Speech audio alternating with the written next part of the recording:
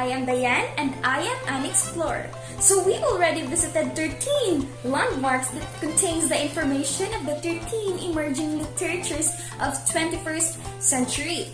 The creative nonfiction, hyperpoetry, chick literature, illustrated novels, graphic novels, textbook novels, manga, digifiction, doodle fiction, flash fiction, 6-word flash fiction, science fiction, and vlog.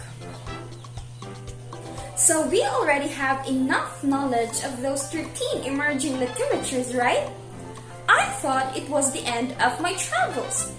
But as I was looking for shelter after those travels, I heard that there are other forms of emerging literatures we didn't know exist.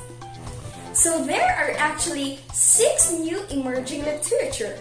Almost none of them have become mainstream, even though you likely recognize many of them. Luckily enough, I have found a map that leads us to those new emerging literature. It's a new adventure, everyone! Let's go! So we have arrived at our first destination. The Mythopoeia translates from the Greek as myth-making. So this fictional genre presents a new mythology created by a particular author, J.R.R. Tolkien. Mythopoeia becomes a modern version of mythology that maintains the balance between a tradition and the demands of modern readers, both mature and young. So examples are The Chronicles of Narnia by C.S. Lewis, The Dark Tower by Stephen King, The Lord of the Rings by J.R.R. Tolkien, and Game of Thrones by George R.R. Martin. Now let's proceed to our next destination. Oh, so we have arrived to our next destination, the Klai Fi. So given the importance of global warming issues, there's no surprise modern authors created a new trend in literature, the climate fiction. These books depict consequences of climate change. So this term was first used by blogger Danny Bloom describing his ebook Polar City Red. This book itself didn't attract much attention, but the term quickly became popular among writers inspired by climate change. For example, is Nathaniel Rich, the author of Odds Against Tomorrow, thinks that the genre will continue to evolve in the near future because climate change affects our lives on many levels, and this new fiction will become the new reality. That's all for Klai Fi. Now let's move on to the next destination. Now we have arrived to our third destination, which is the lucid fiction. The world of literature always lives somewhere between dreams and reality.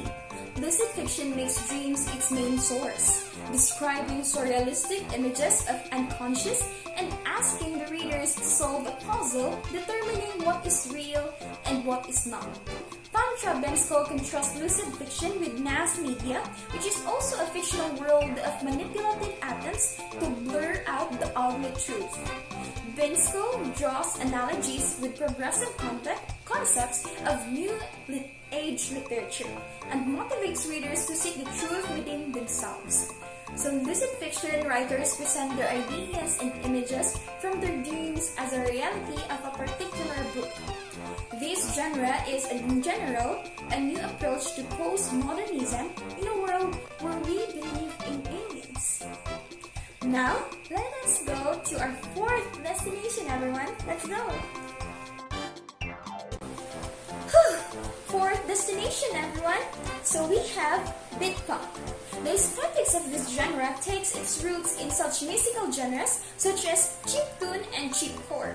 The nostalgia for classic video games and technologies of the past 3 decades isn't going to get weaker.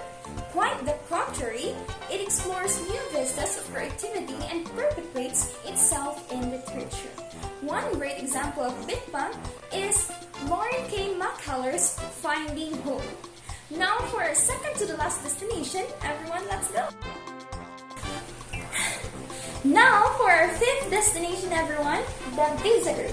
There are millions of readers who love weird fiction, As a response to the growing demand for all kinds of weird, a group of American publishers created a new genre, which is called Bizarro. This genre is a literature version of cult movies. So to discover the world of bizarre fantasies, I would suggest reading Jeremy Robert Johnson's Angel Dust Apocalypse, James Steele's Felix and the Sacred Floor, and The Cannabis of Caneland written by Carlton Melick III. Now for our last destination, everyone, let's go! Yes! Our last destination, everyone, the Twitter novels. At first sight, Twitter's 280-character format doesn't seem like a good solution for writers. However, nothing can stop true masters of words. Twitter is no longer just a microblog for bored celebrity fans. In an era where the US president uses it to declare trade wars, Twitter becomes a perfect place where new literary genres emerge. Brandon J. Mendelssohn's The Falcon Can Hear the Falconer became a micro-sensation in the world of microblogging, proving that Twitter can be used not only for short poetry, such as haiku.